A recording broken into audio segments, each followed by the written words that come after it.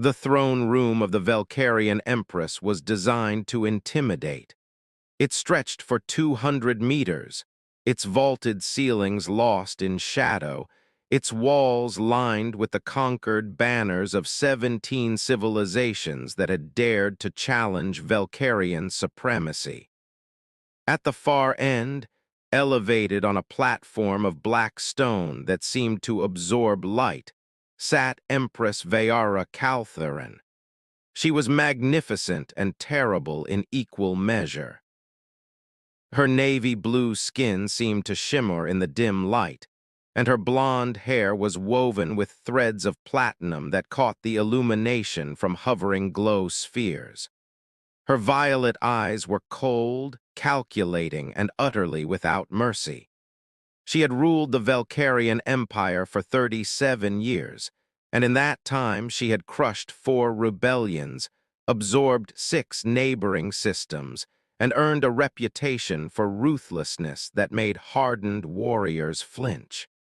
The galaxy feared her, and she cultivated that fear like a master gardener tending her most prized flowers.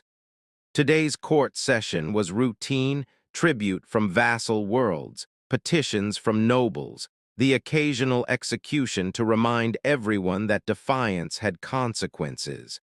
Vayara sat perfectly still on her throne, her posture immaculate, her expression revealing nothing as she listened to the Counselor of Trade drone on about tariff structures. Then the doors at the far end of the throne room crashed open. The court fell silent. Opening those doors without permission was grounds for immediate execution, a fact that every being in the Empire knew intimately. Vayara's hand moved slightly toward the control that would summon her guards, but she paused as she saw who had entered. A human. He was tall for his species, perhaps 6 feet, with dark hair and darker eyes that swept across the throne room with a soldier's assessment.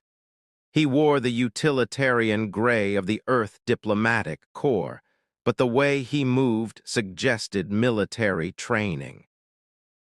There was a scar along his jaw, and his hands, currently empty but positioned near his sides, looked like they knew how to handle weapons. But what struck Vayara most was that he walked toward her throne with absolutely no hesitation, his boots echoing in the cavernous silence, his eyes fixed on hers with an intensity that made several courtiers gasp audibly. No one looked at the Empress directly. It was forbidden, punishable by blinding at best, death at worst.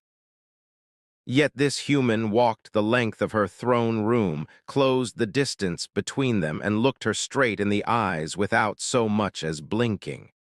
"Empress Vayara," he said when he stood at the base of her platform. His Velkarian was flawless but carried the distinctive accent of someone who'd learned it as an adult. "My name is Commander James Chen of the Earth Alliance. I need to speak with you. Now." The throne room erupted. Courtiers shouted in outrage, guards rushed forward with weapons drawn, and Lord Corvus, her chief of security, looked like he might have a stroke. Vayara raised one hand, and the chaos ceased instantly. "Commander Chen," she said, her voice carrying easily through the vast space, "you have entered my throne room uninvited. You have looked upon me directly, violating sacred law. You have addressed me without honorific or proper protocol. Any one of these offenses carries a death sentence. All 3 together suggests you are either insane or have a death wish." "Neither," Chen replied calmly. "I'm just out of time and out of patience for games. You're the only person in this empire with the power to help, so I came to you directly." "Help with what?" Vayara asked, genuinely curious now. It had been years since anyone had surprised her. "With saving your empire from destruction," Chen said flatly. "You have approximately 14 hours before the Crithian swarm reaches your border worlds. Your military doesn't know yet. The swarm has been operating in communications dead zones. But I know because Earth intelligence has been tracking them for 3 months. They're coming, Your Majesty, and if you don't mobilize your fleets now, millions of your people are going to die. The throne room fell silent again, but this time the silence was different, dangerous. The Crithian swarm, Vayara said slowly, is a myth, a story used to frighten children. They haven't been seen in 3 centuries. They've been seen now, Chen replied. And they're not a myth anymore. I have data, reconnaissance footage, projected invasion routes. But I needed to deliver this information to someone who could actually do something about it, and your bureaucracy was going to take weeks just to schedule an appointment with a junior minister. He pulled a data chip from his pocket, and immediately 20 weapons trained on him. It's just intelligence data, he said, holding the chip up. Everything we know about the swarm. Their numbers, their tactics, their trajectory. Your Majesty, I know how this looks. I know I've violated a dozen protocols and probably signed my own death warrant. But 14 hours from now, none of that is going to matter if you don't mobilize. Vayara studied him for a long moment. His posture was tense but controlled, his eyes steady on hers. He wasn't afraid, or if he was hiding it better than anyone she'd ever seen.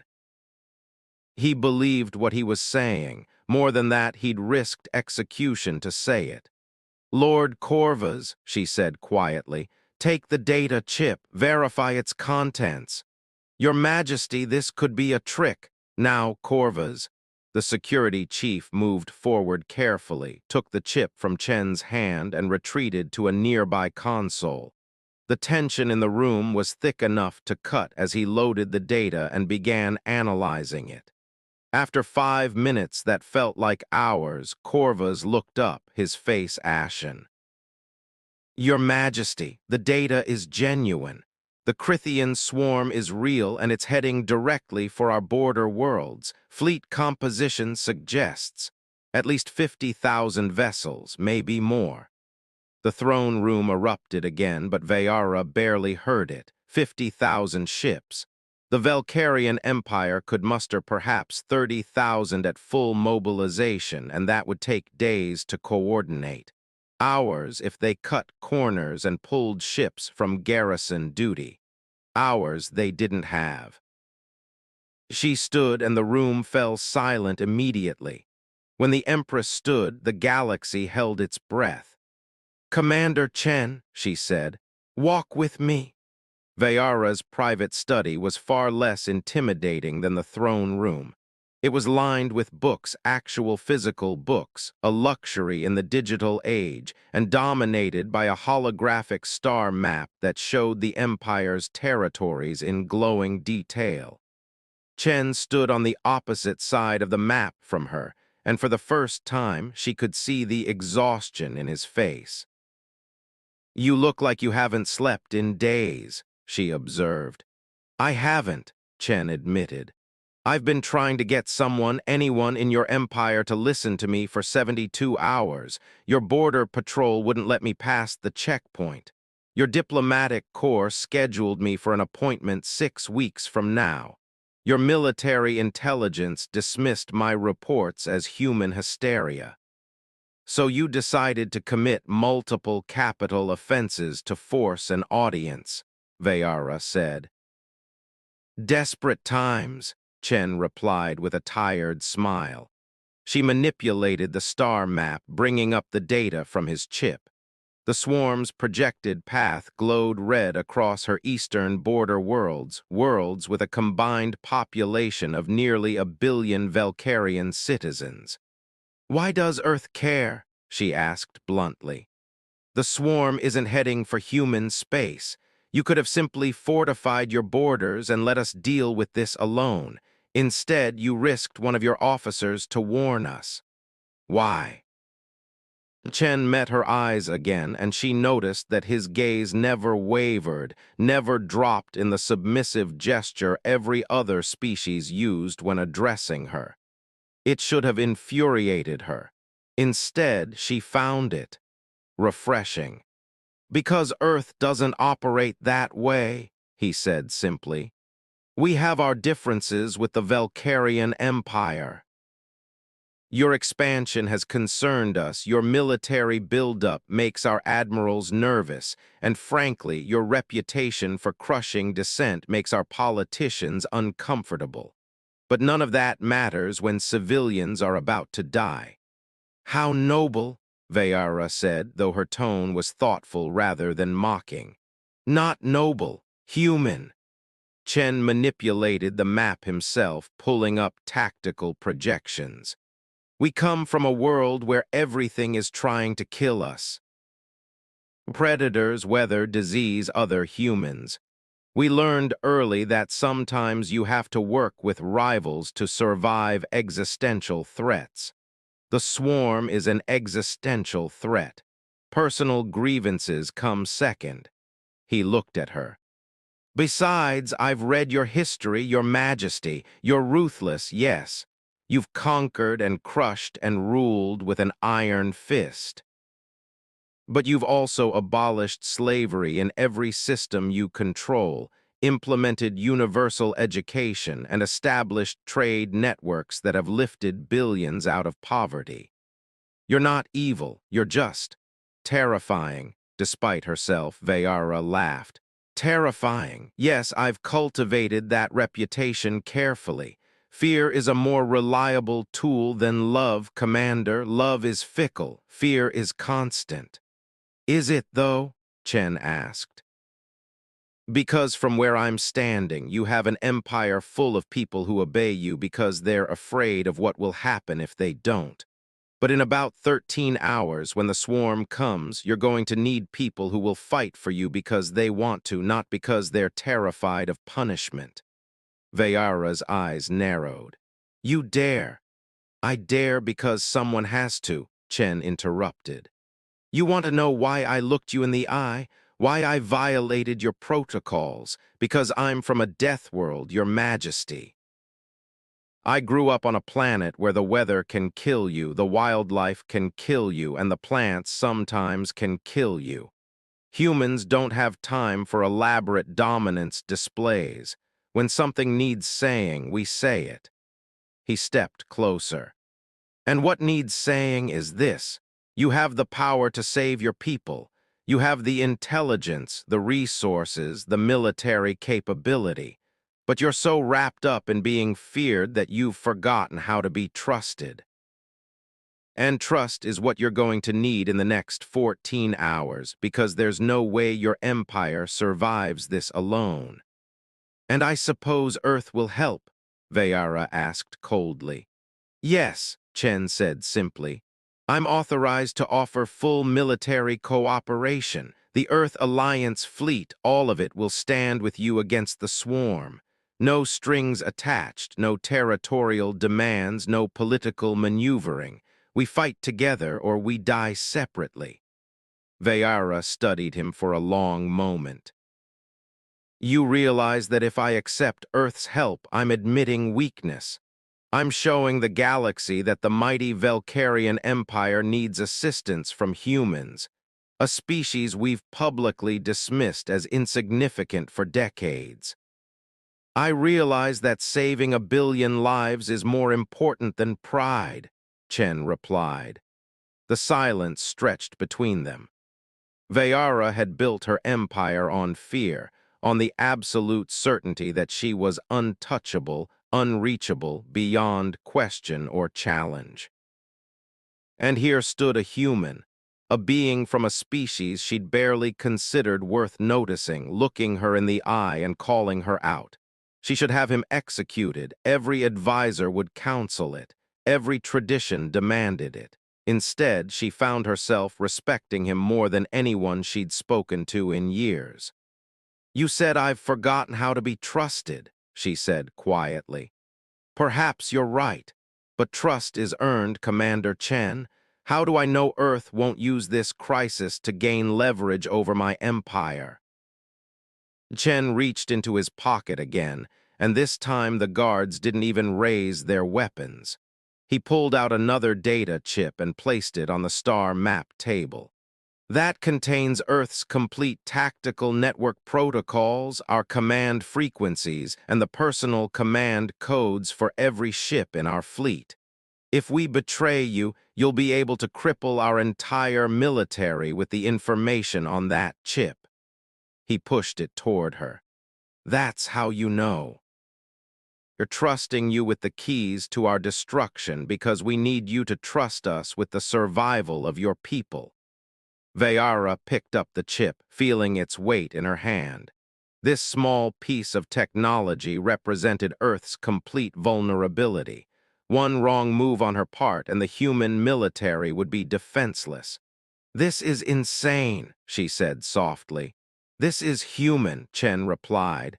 "We're very good at insane. It's how we survived our death world long enough to reach the stars." Vayara made her decision. She activated her comm. "Lord Corvus, full military mobilization, all available fleets. I want every ship capable of fighting at the eastern border within 12 hours. Coordinate with Earth Alliance Tactical. They're sending their full military support." A pause. "Your Majesty, the Earth Alliance, but now Corvus, and someone send word to the Council. Tell them the Empress is accepting assistance from humanity.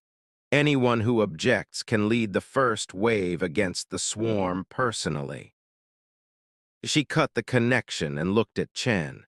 "You've gotten your wish, Commander. Now you'd better hope your species is as capable as your confidence suggests." "We are," Chen said. "But Your Majesty, there's something else you should know. This wasn't my decision alone. I had authorization from Earth Command to offer support, but walking into your throne room the way I did, that was my call. I'm probably going to be court-martialed when I get home." "Why would you do that?" Vayara asked, genuinely puzzled. "Because I've studied your empire," Chen said. "I've read your history, watched recordings of your speeches, analyzed your leadership style, and I realized something. You're drowning in protocol and tradition and the need to appear infallible.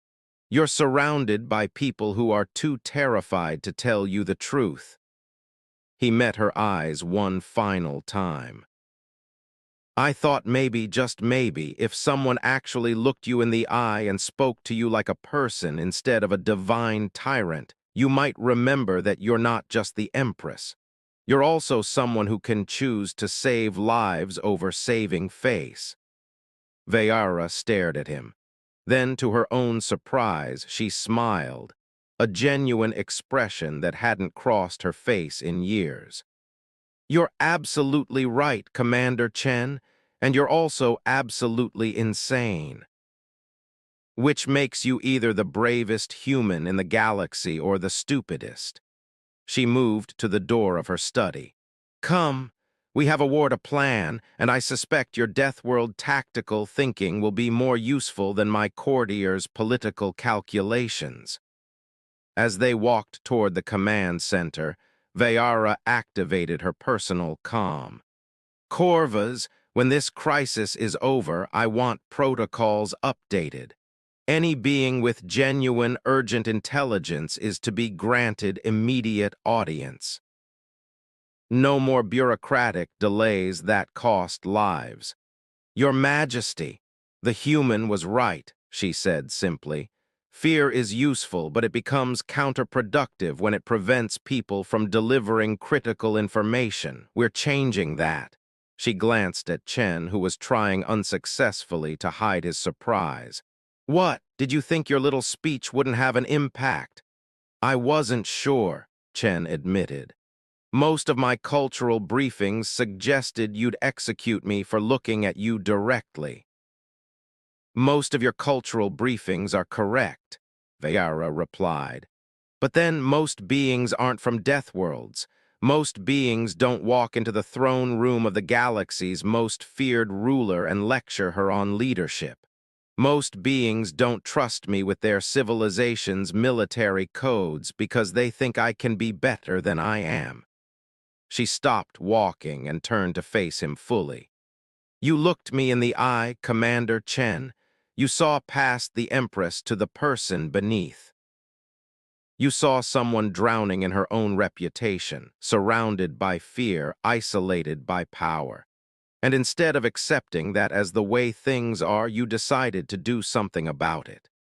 Your Majesty, when this is over, she continued, when the swarm is defeated, and it will be defeated, I want you to stay. I want you to serve as my liaison to Earth, but more than that, I want you to be what my empire desperately needs. Someone who isn't afraid to look me in the eye and tell me the truth. Chen blinked. I'm pretty sure I'm still facing execution for about a dozen violations. All pardoned, Vayara said dismissively. I'm the Empress. I can pardon what I like. Besides, you were right. I built an empire on fear, and fear has its uses, but it also has its costs. I've been so busy being terrifying that I forgot how to listen to people who might actually have something important to say. She resumed walking. Consider this your new assignment, Commander. You will serve as the first human member of the Imperial Court. Your job will be to look me in the eye and tell me when I'm wrong. Think you can handle that? Probably get me killed, Chen muttered. Probably, Vayara agreed cheerfully. But you're from a death world. You're used to danger. The Battle of the Eastern Reach lasted 11 hours and cost 17,000 ships, human and Velcarian alike. But the swarm was driven back, shattered against the combined might of two civilizations that had learned to trust each other in the space of a single desperate day. When it was over, when the last swarm vessel had been destroyed or scattered, Vayara stood in her command center surrounded by exhausted officers from both species. Chen stood beside her, his uniform scorched from a close call during a boarding action, but alive. Your Majesty, Lord Corvus approached carefully. The Council is requesting your presence. They wish to discuss the unprecedented cooperation with Earth. Tell the Council they can wait, Vayara replied. She looked at Chen. First, we honor the dead, all of them, human and Velcarian alike. She addressed the room. Let this day be remembered not as the day the Empress showed weakness by accepting help, but as the day the Velcarian Empire learned that strength comes in many forms.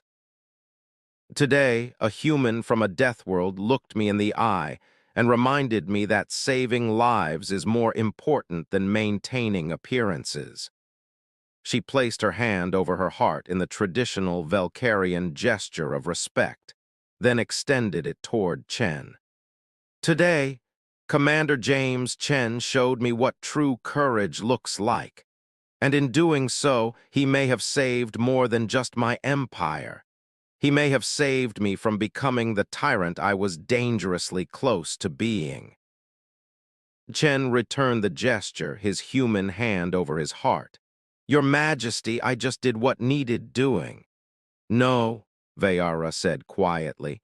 You did what no one else dared to do. You saw past the fear, past the reputation, past the terrible Empress the galaxy knows. You saw someone who could be better, and you gave me the chance to prove you right.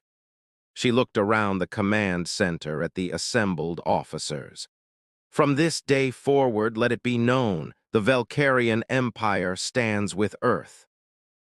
Not as superior to inferior, not as patron to client, but as allies, as equals, because that is what today's victory was built on, not fear, not domination, but trust. Later, after the ceremonies and the debriefings and the endless political maneuvering, Vayara found Chen on one of the observation decks, staring out at the debris field that marked their victory. Having second thoughts about accepting my offer? she asked, joining him at the viewport. About a dozen, Chen admitted. Working for the galaxy's most terrifying Empress wasn't exactly my career plan. I promised to be less terrifying, Vayara said, then she paused. Actually, that's a lie. I'm still going to be terrifying to my enemies, but perhaps to my advisors, to my allies, to people like you. Perhaps I can be something else, something better. Chen smiled. I'll hold you to that, Your Majesty. I know you will, Commander. That's why I need you. They stood in comfortable silence, watching the stars. The galaxy had feared the Empress. Many still would. But now, thanks to a Deathworlder who dared to look her in the eye, she had a chance to be something more than feared. She had a chance to be trusted.